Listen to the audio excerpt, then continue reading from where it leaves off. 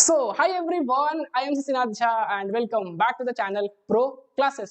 तो high probability question series में हम कर चुके हैं साइंस के 2 चैप्टर। ये है उस सीरीज का लेक्चर नंबर 3 जिसमें कि हम करने वाले हैं साइंस का बायोलॉजी का एक बहुत ही मस्त सा प्यारा सा चैप्टर जो कि है हमारा हेरेडिटी। ठीक है, मींस की मटर मटर मटर, समझ रहे हो आप? ठीक है, तो इस वीडियो को स्टार्ट करने से पहले, इस लेक्चर को स्टार्ट करने से पहले मैं फिर से अगेन एक चीज रिपीट करना चाहता हूँ कि अगर आप स्मार्ट शॉट रिवीजन वीडियोस देख लेते हैं साइंस के एंड देन ये आप हाई प्रोबेबिलिटी क्वेश्चन सीरीज देख लेते हैं, मींस कि आपने 10 इयर्स के क्वेश्चंस आप देख लेते हैं इस सीरीज के थ्रू, तो आप बहुत अच्छा स्कोर कर सकते हो। ठीक है, इस मतलब एकदम कॉन्फिडेंट रहो। जो भी इस वीडियो को देख रहा है, बहुत कम देख रहे हैं, ठीक है, मुश्किल से 100-200 बच्चे देख रहे हैं, पर जो भी देख रहे हो ना यार, बिल्कुल कॉन्फिडेंट रहो कि मैं ये वीडियो सीरीज देखने के बाद, दोनों सीरीज देखने के बाद बहुत अच्छा स्कोर भी कर सकता हूँ। साथ में मैंने बहुत अच्छे कॉन्सेप्ट भी बनाए हैं। समझ रहे हो मेरी बात? बहुत लोग आपको सिर्फ मार्क्स बता रहे हैं, कैसे कैसे मार्क्स बनाना है, कॉन्सेप्ट भी सीखना है आपको, तो मैं कॉन्सेप्ट भी आपको बता रहा हूँ मिला जुला के। एंड ये किस बेसिस पे बोल रहा हूँ कि आप बहुत अच्छा स्कोर करोगे? देखो, मैंने 10th में, 12th में, नीट के एग्जाम में और जो भी मेरे एग्जाम हुए हैं ना, सब में मैंने बहुत अच्छा स्कोर किया है हमेशा। ठीक है, 10th में 90s में है मेरे, 12th में 90s में है, नीट भी मैंने बहुत अच्छे मार्क्स के साथ क्वालिफाई किया था। तो यार मुझे पता है कि किस तरह से कैसे क्वेश्चंस कहाँ से आते हैं, कैसे रिपीट होता है, वो सारा एनालिसिस मैं आप सभी को दे रहा हूँ। ठीक है, इस चैनल पे, तो कॉन्फिडेंट रहो पूरा। ठीक है, बाकी फिर से मैंने ज्ञान की बातें कर दी थोड़ी सी। ठीक है, तो इसी के साथ without wasting time let's get started.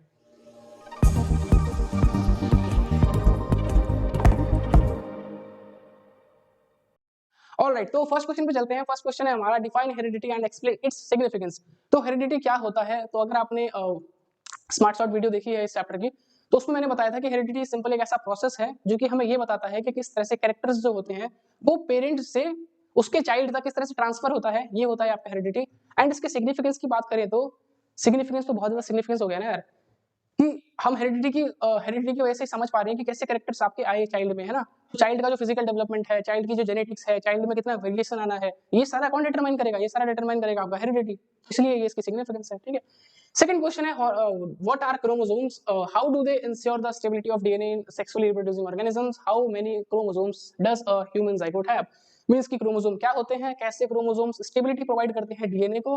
And question कह रहा है कि ह्यूमन जाइगोट में कितने पेयर ऑफ क्रोमोसोम्स होते हैं, ऐसे कुछ पूछ रहा है क्या? ह्यूमन जाइगोट में कितने क्रोमोसोम्स होते हैं? ठीक है, आंसर करते हैं एक एक करके। क्रोमोसोम्स क्या होता है? मैंने आपको बताया था कि मेंडल ने जो एलील एलील चिल्लाया था ना, मेंडल, है ना, क्या एलील था उनका? Capital T small T small T. तो उस टाइम पे जो एलील की बात कर रहे थे, वो जब इलेक्ट्रॉन माइक्रोस्कोप डिस्कवर हुआ बाद में जाके, तब हमें पता चला कि जो एलील एलील कह रहे थे ना, वो एलील है क्या? एक्चुअली वो एलील जीन था, है ना, जो कि हमने पाया कहाँ पे? अपने सेल के न्यूक्लियस के अंदर। तो क्रोमोसोम क्या होता है? देखो, सेल का न्यूक्लियस है, सेल के न्यूक्लियस के अंदर जाओगे तो उसमें आपको क्या मिलेगा? हर एक सेल में क्या मिलेगा आपको? 23 पेयर ऑफ क्रोमोसोम्स मिलेंगे। क्रोमोसोम पे क्या रहता है आपका? क्रोमोसोम पे रहता है डीएनए। समझ रहे हो? मतलब क्रोमोसोम को जूम इन करते जाओ, डीएनए, डीएनए को जूम इन करते जाओ, जीन जीन मिलेगा। एंड जीन पे ही सारी इंफॉर्मेशन लिखी रहती है कि आपका क्या, आपके में क्या डेवलपमेंट होना है, आपकी आंखों का कलर, आपके बाल का कलर, आपके हेयर्स की स्ट्रेंथ, ये सारी चीजें हमारी जीन में लिखी होती है। तो क्रोमोसोम करता क्या है? क्रोमोसोम, समझ गए? क्रोमोसोम एक थ्रेड लाइक स्ट्रक्चर है जो कि हमारे न्यूक्लियस में प्रेजेंट रहता है, जिसके ऊपर सारी जेनेटिक मटेरियल प्रेजेंट रहती है। किस तरह से ये स्टेबिलिटी प्रोवाइड करता है डीएनए को? सिंपल है, डीएनए जानते हो ना, डीएनए क्रोमोसोम्स के ऊपर ही है। तो होता क्या है कि जब सेल डिवाइड करता है ना, तो क्रोमोसोम भी डिवाइड कर जाता है ना। एक सेल है, एक सेल से 2 सेल बना, अमीबा केस याद करो। तो सेल डिवाइड होने के साथ साथ आपका क्रोमोसोम भी डिवाइड हो जाता है। तो होता क्या है कि डीएनए जो होता है ना, डीएनए वो हर एक सेल तक पहुंच पाता है। समझ रहे हो? तो ये स्टेबिलिटी कौन प्रोवाइड कर रहा है कि डीएनए हर एक सेल तक पहुंचे? ये क्रोमोसोम ही तो प्रोवाइड कर रहा है। अगर क्रोमोसोम नहीं होता, मान लो डीएनए कहीं और इधर उधर रहता, तो वो डिवाइड होता नहीं, हर एक सेल तक पहुंचता नहीं, तो स्टेबिलिटी नहीं मिलती। साथ में क्वेश्चन है कि ह्यूमन जाइगोट में कितने पेयर ऑफ क्रोमोसोम्स होते हैं, मतलब कितने क्रोमोसोम्स होते हैं? तो याद करो, हमारे बॉडी में जितने भी सेल्स हैं, हर एक सेल में कितने क्रोमोसोम्स हैं? टोटल 46, यानी कि 23 पेयर। ठीक है, लेकिन अगर हम बात करें स्पर्म की या फिर female gamete, that is egg की, ओवम की, उसमें 23 पेयर नहीं होते। उसमें क्या होता है?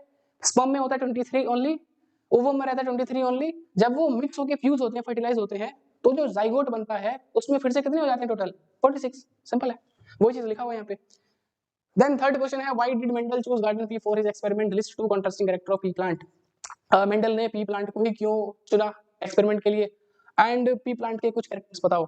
तो मैंने जैसे आपको कहानी बताया था याद है सीरीज में, स्मार्ट शॉट सीरीज में आपको मैंने कहानी बताई थी मेंडल की, कि मेंडल जाते हैं आश्रम में, है ना, एंड आश्रम में उनको काम मिलता है कि आपको गार्डन की देखभाली करनी है और थोड़ा सा ग्रो करना है ना, जो भी अनाज वनाज है। तो उनमें उनको बहुत सारी चीजें मिलती है गार्डन में काम करने के लिए, जिसमें से वो सिर्फ जो पी का प्लांट रहता है ना, उसी के टुवर्ड अट्रैक्ट होते हैं। तो ऐसा क्या देखते हो पी के प्लांट में? ठीक है, तो बहुत कुछ देखते हैं ऐसा, है ना। क्या देखते हैं कि पी का प्लांट जो है उसके पास मल्टीपल कैरेक्टर्स है, एक दो है ना। मल्टीपल कैरेक्टर्स मतलब क्या कि कुछ प्लांट छोटे हैं, कुछ प्लांट बड़े हैं, किसी के सीड येलो है, किसी के ग्रीन है, किसी का जो आपका सीड है रिंकल्ड है, किसी का राउंड है, किसी का फूल वायलेट है, किसी का फूल आपका व्हाइट है, वायलेट व्हाइट, बहुत सारे कैरेक्टर्स दिखते हैं। तो उनके माइंड में क्वेश्चन आना स्टार्ट हो जाता है ना, क्यूरियोसिटी आती है कि ऐसा क्या है यार पी के प्लांट में, है ना। साथ में अगर हम बात करें और भी उनको, उन्होंने बाद में चीज एक्सप्लेन करी थी, और उन्होंने क्या क्या देखा कि पी का प्लांट जो है उसमें एक्सपेरिमेंट करना ईजी है। एक्सपेरिमेंट समझ रहे हो कि उसके साथ हम क्रॉस पॉलिनेशन भी कर सकते हैं, सेल्फ पॉलिनेशन भी करवा सकते हैं।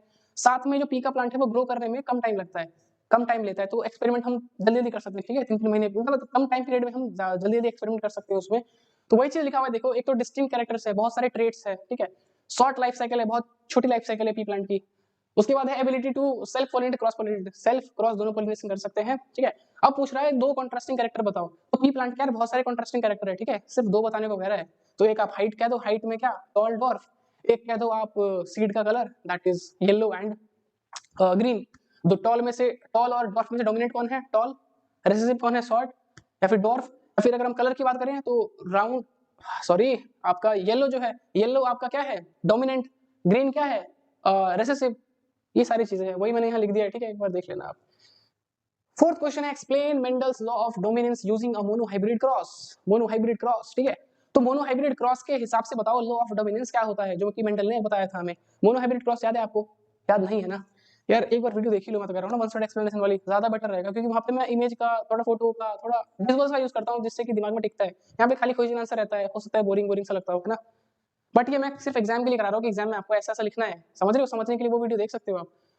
तो ठीक है, मेंडल ने मोनोहाइब्रिड क्रॉस में क्या किया था, सिर्फ एक कैरेक्टर की स्टडी की थी, है ना, एक कैरेक्टर की स्टडी की थी, उसका क्रॉस क्रॉस करके दिखाया था। एंड उसने क्या देखा था कि जब हम पेरेंट जनरेशन को आपस में क्रॉस करवाते हैं तो F1 जनरेशन जो बनता है ना, उसमें सिर्फ एक कैरेक्टर खुद को रिप्रेजेंट कर पाता है ना। जैसे प्योर टॉल को प्योर डॉर्फ के साथ हमने जब क्रॉस करवाया था, तो सारे प्लांट जो बने थे F1 जनरेशन के वो सारे ही टॉल थे। मींस क्या कि टॉल जो है खुद को डोमिनेट कर रहा है किसके टुवर्ड, डॉर्फ के टुवर्ड। तो डॉर्फ आपका दब गया, टॉल डोमिनेट कर गया, तो इसी चीज को हम बोलते हैं लॉ ऑफ डोमिनेंस, ठीक है, वही चीज लिखा हुआ है। फिफ्थ क्वेश्चन है differentiate between dominant and recessive trait with examples, कि डोमिनेंट ट्रेट क्या होता है, रिसेसिव ट्रेट क्या होता है, एग्जांपल के साथ समझाना है। तो डोमिनेंट ट्रेट क्या होता है, ऐसा ट्रेट जो कि F1 जनरेशन में खुद को रिप्रेजेंट कर पाए, खुद को एक्सप्रेस कर पाए, वो होता है डोमिनेंट ट्रेट। एंड ऐसा ट्रेट जो कि F1 जनरेशन में खुद को नहीं रिप्रेजेंट कर पाए, नहीं एक्सप्रेस कर पाए, वो होता है आपका रिसेसिव ट्रेट। एग्जांपल में टॉल डोमिनेंट है, डॉर्फ रिसेसिव है, राउंड डोमिनेंट है, रिंकल्ड रिसेसिव है, येलो डोमिनेंट है, ग्रीन रिसेसिव है। और कलर की बात करें, फूल के कलर की, फ्लावर के कलर की, तो फ्लावर में आपका वायलेट डोमिनेंट है, व्हाइट रिसेसिव एग्जांपल। Sixth है describe the process of sex determination in humans. Explain why only males are responsible for determining the sex of a child. Oh my God. तो sex determination क्या होता है और mail क्यों responsible है बच्चे की सेक्स की मतलब क्या लिखा हुआ है, बच्चे का सेक्स क्या होगा, वो मेल होगा कि फीमेल होगा, वो किस पे डिपेंड करता है, वो बाप पे डिपेंड करता है। बहुत ही खराब गलत लिखा हुआ है यार, ठीक है, किसी पे डिपेंड नहीं करता मिला जुला के। तो देखो सेक्स डिटरमिनेशन क्या होता है, सेक्स डिटरमिनेशन मतलब होता है, इसको करके दिखाना है क्या, डिस्क्राइब द प्रोसेस, पूरा प्रोसेस दिखाना है आपको कि फादर है, फादर के पास कौन सा जीन रहता है, एक्स वाई, मदर के पास कौन से जीन रहते हैं, एक्स एक्स, उसको सेग्रीगेट करोगे, सेग्रीगेट करके 4 एलील बनाओगे, 4 एलील को आपस में क्रॉस करके दिखाओगे, ठीक है, तो आपका क्या बनता है, मेल का 50%, सॉरी बॉय चाइल्ड भी 50%, गर्ल चाइल्ड भी 50%, तो 50% आपका 1 रेशियो बनाता है ना। तो ये है आपका सेक्स डिटरमिनेशन इन ह्यूमंस, इसको आपने उस चार्ट के थ्रू समझा देना है, वीडियो में मैंने समझा रखा है, बाकी यहाँ पर लिख दिया है। उसके बाद है क्या मेल्स ही क्यों रिस्पॉन्सिबल रहते हैं बच्चे की सेक्स डिटरमाइन करने के लिए। तो यार ये बहुत ही बेकार चीज लाइन लिखी हुई है, ना मेल आपका डिटरमाइन करता है ना फीमेल डिटरमाइन करता है, समझ रहे हो मेरी बात यार, है तो नेचुरली ना, मतलब नेचर मतलब वो तो बायोलॉजिकली हो रहा है ना। बट एनसीईआरटी ने इस पॉइंट को इसलिए ऐड किया क्योंकि पुराने टाइम पे ना हम फीमेल्स को कोसा करते थे ना कि अगर लड़की हुई है तो तेरी गलती है ना, ऐसा होता है ना, सास बहू लड़ाई। तो एनसीईआरटी ने जानबूझ के पॉइंट ऐड कर दिया है कि मेल जो होता है ना, मेल के पास है यार एक्स वाई गेमीट, है ना, एक्स वाई आपका जो एलील है वो मेल के पास है, फीमेल के पास सिर्फ एक्स एक्स है। तो लड़का होगा या लड़की होगा वो बायोलॉजिकली किस पे डिपेंड कर रहा है, फादर पे, ठीक है। तो वो चीज जो पुराने टाइम पे लोग सोचते थे ना ऐसा, उस चीज को खत्म करने के लिए, है ना, मेल्स की ऐसी तैसी करने के लिए ये टॉपिक ऐड कर दिया गया है आपका एनसीईआरटी में, ठीक है। फिर उसके बाद है what were the new combination observed in Mendel dihybrid cross and what ratio were obtained, ठीक है। तो मेंडल ने पहले मोनोहाइब्रिड क्रॉस किया था जिसमें कि उन्होंने रेशियो क्या पाया था कि F1 जनरेशन में सारे टॉल, F2 जनरेशन में ज्यादातर टॉल, कुछ डॉर्फ, रेशियो क्या बना था 3:1 का, ठीक है।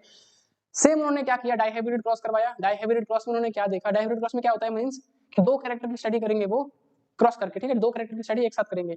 जब इन्होंने दो कैरेक्टर की स्टडी की थी तो उन्होंने क्या देखा कि F1 जनरेशन में रेशियो क्या बना था आपका, सारे बने थे क्या, सारे राउंड और येलो। लेकिन जब F2 जनरेशन में उन्होंने रेशियो देखा तो रेशियो क्या बन रहा था उनका, 9:3:3:1। समझ रहे हो यार, जीनोटाइपिक फिनोटाइपिक रेशियो बताया था मैंने, अगर आपको याद हो वीडियो में तो बहुत अच्छे से बताया था, है ना, मतलब थोड़ी लेंदी वीडियो भी है उस चैप्टर की।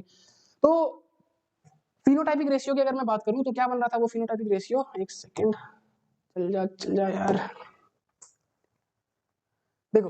तो डाइहाइब्रिड क्रॉस की अगर हम बात करें तो फिनोटाइपिक रेशियो क्या बन रहा था, एक सेकंड, फिनोटाइपिक रेशियो बन रहा था डाइहाइब्रिड क्रॉस के टर्म्स में 9:3:1। और अगर हम बात करें जीनोटाइपिक रेशियो की किसके केस में, डाइहाइब्रिड क्रॉस के केस में, तो रेशियो क्या बन रहा था आपका 1:2:1:4:2:1:1। तो ये बन रहा था यार जीनोटाइपिक डाइहाइब्रिड में जीनोटाइपिक रेशियो। इसीलिए एनसीईआरटी ने 10th में क्या किया ना, इस रेशियो को हटा दिया कि बच्चा यार कंफ्यूज ना हो जाए, क्या रेशियो है ये 1:1, 2:4:2, 1:1, है ना, गाना याद है 1:1 वाला। तो ये इसलिए हटा दिया सिलेबस से 10th से। 12th में बाकी आप जाओगे एनसीईआरटी पढ़ोगे तो उसमें आपको ये देखने को मिल जाएगा। फिर क्या है क्वेश्चन की, how did Mendel demonstrate that traits are inherited independently, ठीक है। तो मेंडल ने इस चीज को कैसे डेमोन्स्ट्रेट किया कि जो ट्रेट्स होते हैं, जो कैरेक्टर्स होते हैं, वो इंटरडिपेंडेंटली मिक्स होते हैं, है ना। तो ये इसने कैसे दिखाया था मेंडल ने डाइहाइब्रिड क्रॉस करवाया था। डाइहाइब्रिड उन्होंने क्या देखा कि जरूरी नहीं होता कि यार ये येलो सीड है ना वो राउंडी हो, या फिर ग्रीन सीड जो रिंकल्ड ही हो। सारे कैरेक्टर्स आपस में जब F1 का क्रॉस करवाते हैं तो सारे कैरेक्टर्स आपस में क्या हो जाते हैं, मिक्स हो जाते हैं, समझ रहे हो, मतलब कि इंटरडिपेंडेंटली आपस में मर्ज हो जाते हैं। तो यही चीज उन्होंने बताया था मेंडल ने, किसके थ्रू, डाइहाइब्रिड क्रॉस की मदद से। फिर उसके बाद ये एक एक्स्ट्रा क्वेश्चन बन जाता है, व्हाट इज पुनेट स्क्वायर, ठीक है, पुनेट स्क्वायर क्या होता है, और use it to show the F1 generation monohybrid cross का F1 F2 जनरेशन दिखाओ पुनेट स्क्वायर के मेथड से। तो पुनेट स्क्वायर कुछ नहीं है, पुनेट स्क्वायर सिर्फ एक मेथड है, क्या है, एक मेथड है। मेथड कैसा मेथड है अगर आपको याद हो तो मेंडल ने एक्चुअल क्या किया था आपका, मेंडल ने क्या किया था देखो कि टीटी है, मान लो प्योर टॉल है, प्योर डॉर्फ है, इसको जो क्रॉस करवाना है तो मेंडल ने क्या बोला था कि एलील अलग अलग कर लो, सेग्रीगेट कर लो, सेग्रीगेट करने के बाद क्रॉस करो, है ना, ये बताया था हमें मेंडल ने। लेकिन एक और मेथड निकल गया बाद में जिसको हम बोलते हैं पुनेट स्क्वायर मेथड। मतलब क्या कि एक स्क्वायर बना लो, ठीक है, जो एलील है आपका मेन यहाँ लिख लो, जो दूसरा है वो यहाँ लिख लो, उसके बाद क्या करो, मैथमेटिक्स ऐड कर दो, इसको इससे क्रॉस करवा लो टीटी, इसको इससे क्रॉस करवा लो टीटी, इसको इससे क्रॉस करा लो कैपिटल टी स्मॉल टी, इसको करा लो कैपिटल टी स्मॉल टी। मतलब कि सारी पॉपुलेशन हमें टॉल देखने को मिलेगी क्योंकि कैपिटल टी डोमिनेंट है, एंड सभी मिलेगा हमें 1:1, सारे 1:1 में, मतलब समझ रहे हो मेरी बात ये चीज। तो ये पुनेट स्क्वायर मेथड है। बाकी ये F1 जनरेशन हमने दिखा दी पुनेट स्क्वायर मेथड से, ये F1 जनरेशन है। F2 कैसे करोगे, स्क्वायर बना लो, F2 मतलब क्या कि F1 को F1 से क्रॉस कराओ, तो F1 उठाओ, ये F1 है, ये F1 है, दोनों को क्रॉस करा दो, क्या बनेगा देखो, T capital T small T, capital T small T, capital small T small T, मतलब कि ये भी टॉल, ये भी टॉल, ये भी टॉल, ये डॉर्फ, ठीक है। अगर हम बात करें फिनोटाइपिक रेशियो की तो ये तीनों टॉल है, ये शॉर्ट है, तो 3:1। अगर जीनोटाइपिक रेशियो की बात करोगे तो ये अलग है, ये अलग है, ये दोनों एक है, तो 1:2:1, ठीक है। कोई दिक्कत नहीं है यार, समझ में आ रही चीज है, ठीक है। इसके बाद चलते हैं नेक्स्ट क्वेश्चन पे। मैं थोड़ा टाइम क्यों लगा रहा हूँ इतना यार, बात मैंने की थी कम टाइम में खत्म कराने की, आया मैं दवा के टाइम ले रहा हूँ यार, ठीक है। फिर है give two examples of organisms where sex determination is not genetic. ऐसे कुछ केसेस बताओ जहां पे सेक्स जो होता है चाइल्ड का, मतलब कि अगली जनरेशन का, वो जेनेटिक्स पर डिटरमाइन नहीं करता है, जेनेटिक्स पर डिपेंड नहीं करता है। इंसानों की बात करोगे तो पूरा जेनेटिक्स पर डिपेंड करता है ना, एक्स क्रोमोसोम वाई क्रोमोसोम, दो क्रोमोसोम मिक्स करके कौन बॉय कौन girl, X girl, X Y लड़के। लेकिन कुछ ऐसे लिविंग ऑर्गेनिजम्स भी होते हैं जहां पे सेक्स जेनेटिकली डिटरमाइन नहीं होता है। एग्जांपल मैंने बताया था आपको वीडियो में कि एक टर्टल है, एक स्नेल है, बहुत से ऐसे एग्जांपल है, लेकिन हमारे 10th के एनसीईआरटी में यही दो एग्जांपल है, टर्टल स्नेल्स। टर्टल में क्या होता है, टर्टल जो अंडा देता है, कछुआ, वो अंडा अगर गर्म कंडीशन में रहा तो क्या बनेगा, लड़की, हाँ, और अगर ठंडे कंडीशन में रहा तो क्या बनेगा, अंडा, लड़का। तो टेम्परेचर पर डिपेंड कर रहा है, ठीक है। और स्नेल्स में क्या होता है, बहुत से तरीके हैं स्नेल्स में, है ना। स्नेल्स में एक तरीका, बहुत तरीके हैं, एक तरीका ये समझ लो कि जिस स्नेल का साइज छोटा है वो मेल बन जाएगा, जिस स्नेल का साइज बड़ा है वो फीमेल बन जाएगा, सिंपल है, बॉडी स्ट्रक्चर पर डिपेंड कर गया। एग्जांपल में वही आया, ठीक है।